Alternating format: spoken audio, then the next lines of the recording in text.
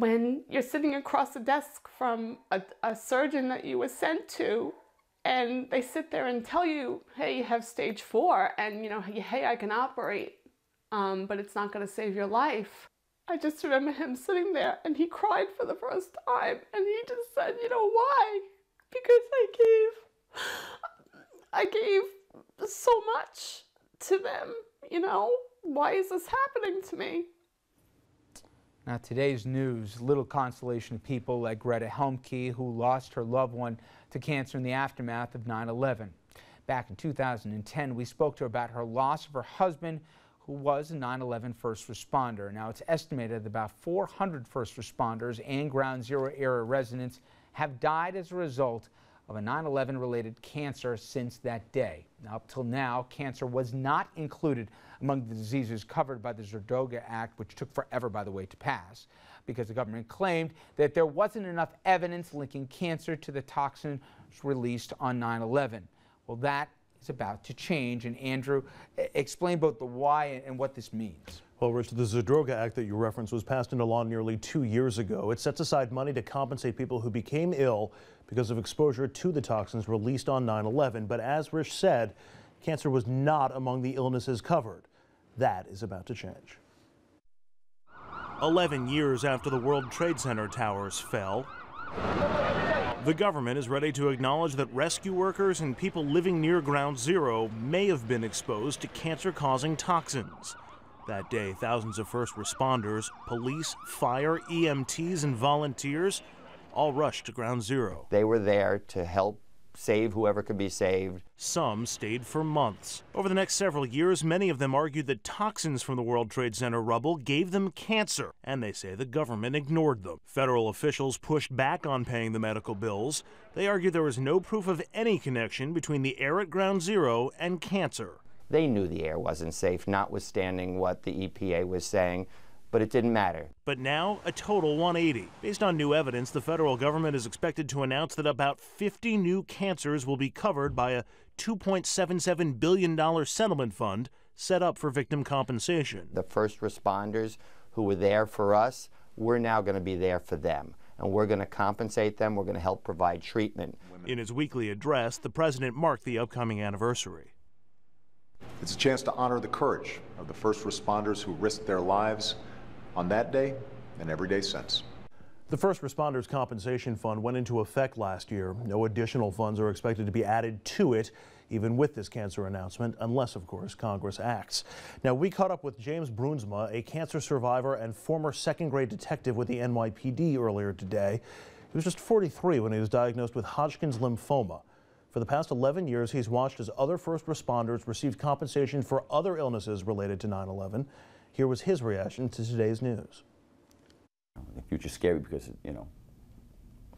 what next? Whatever help is there, I'll be happy for.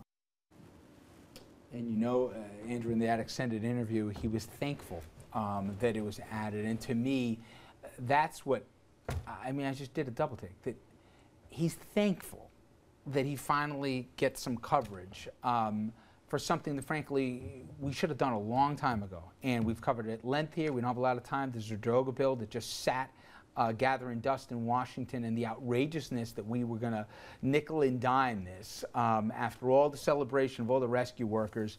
And Mark, you served in the military theater for this country, and you see sometimes what some of the soldiers coming back have to do. I think it's just short of a national disgrace on how we've dragged our heels on this thing, because we all knew that these guys were sick. We all talked about, the World Trade Center lung, and now finally we make an acknowledgement. People didn't have to die for this, and I don't know. I just found this thing, I don't know why more people didn't get mad about this earlier on, but not enough people said something. So it's our government at work, and I agree with you.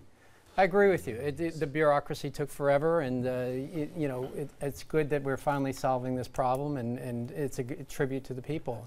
I see people who are coming back from Afghanistan and Iraq all the time, and again, it's hard to be analytical on this stuff, but not everyone is getting treated the same way. So I would ask on the eve of 9/11 that we think about all of the victims of 9/11 as well. So it's also the nature of the people who were at Ground Zero in the hours after. It's never been about them, seemingly. It's always been about their service and what they can do. And I think a lot of them didn't want to make noise on this. I mean, I think it's more a tribute to them. And again, you can't throw blanket because a lot of lawmakers advocated for this for a long time, and it didn't get through, and without even attaching a lot of partisan politics to them. Were you surprised there wasn't more vocal outrage about this? Because this didn't come as a surprise that people died because of the toxins that were down at Ground Zero. But I know when I was yelling about Zadroga, I was like, why, to some lawmakers, I go, why aren't you screaming to the top of your lungs about this? We remember the Anthony Weiner bit that he did on the floor, and I supported him for it. But my point is, where was the rest of the outrage? I think the fact that this was geographically isolated in the minds of many people, this was a New York problem, lessened the political will. If you talk to people one by one and explain it to them, I don't think there would have been the controversy. But because it was New York and Washington against the rest of the nation, I think a lot of folks in the government, the elected representatives, felt it wasn't their problem, and I think that was wrong. And not only that, it really became partisan. You had a number, and I'm not picking on Republicans right now. Okay, I am. That Republicans had said, we're not going to approve this unless you throw in my local project. And that's despicable. That's what happened.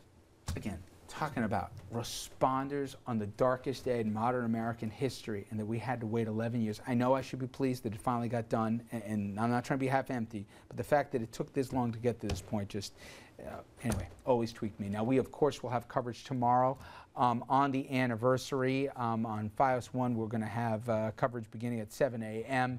of the live ceremony here, and it's going to be much different than prior ones. There'll be no lawmakers that will be speaking on the hallowed ground, but we'll have complete coverage for you here, and again, please tune in for that. All right. We're also going to ask you to keep the conversation going online. Go to our Facebook page as well as Twitter and sound off on our question tonight.